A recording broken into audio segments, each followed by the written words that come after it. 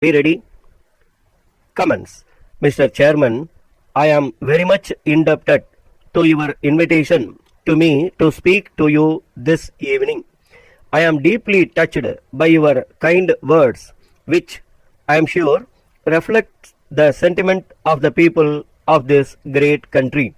You have always shown deep understanding of not only the hopes and aspirations of our people, but also the trials, tribulations, and varied problems we had to labor against during our historic struggle for liberation.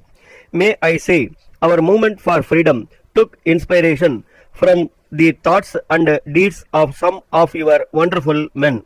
We have stood for freedom and democracy in our country because we believe that these ideals are common to all mankind and are indivisible. We realize that what takes place in one part of the universe has its echo in other places as well and affects the thinking of all people. On an occasion like this, I know you will expect me to say something about my people and their culture. To a distinguished audience like this, so well informed and enlightened, I have very little to say. But there is one basic fact about our culture which is not very much appreciated. Our country is so diverse and so full of contradictions that what is true of some parts may be equally untrue of other parts. Nevertheless, there is an underrunning stream of unity, a unity in diversity which binds the whole nation. This is something which we have always cherished. Again, our country is one of poverty, but one which is fighting it with all its strength. If I were to select just one quality of ours, which is essential for the working of real democracy, it is tolerance. Last week, I was in another place which is also a great democracy, and I was asked a similar question about our high ideals and so on. My answer is simple. Like other countries, ours also is inhabited by human beings, and not all human beings are able to live up to high ideals. All the same, we must endeavor our best to work our way, often by difficult and painful means. Democracy means so many things. In the West, the meaning given to democracy is there should be a two-party system of government and that people must vote for one party or the other.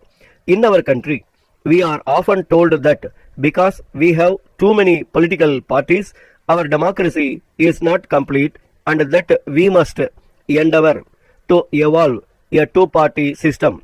This, to my mind, is rather odd because two parties cannot absorb and assimilate all that is canvassed, although I must admit that multiplicity of parties, as in India, is not of very great help to the people.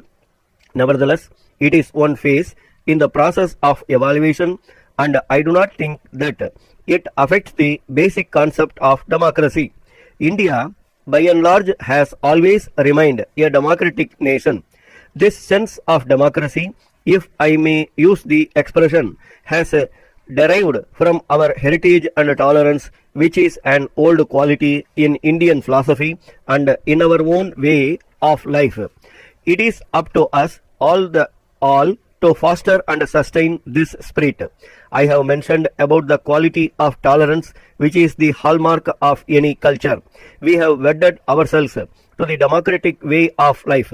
Such a thing is absolutely necessary, especially when we have differences of language and customs, because democracy stands for settlements or decision by consent of a majority and execution of the final decision by all. Dear sir, we have for acknowledgement your kind letter of yesterday's date, assuring us of your valuable patronage, subject of course to the question of price being settled to your satisfaction. While we are happy about your response, we are obliged to place before you certain facts which have a bearing not only on the cost of production but on the trade as a whole. The world is passing through a state of economic crisis owing to a variety of circumstances like change of consumer tastes on the one hand and fall in production of consumer goods on the other, you will kindly appreciate that the twin factor has affected our trade as much as it has influenced the trends in other parts of the world also. As regards our future business relations, we would advise that it would be in the best interest of both of us if we sit and discuss the whole issue of prices in all its aspects. We believe that a free and frank discussion will provide an opportunity for us to appreciate each other's point of view better and to arrive at a mutually advantageous arrangement. In all probability, our chief representative will be calling on you next week, when you could let him know the date and time convenient to you so that we may go ahead with arrangements for the meeting. Assuring you of our continued services, we remain yours faithfully, Stop.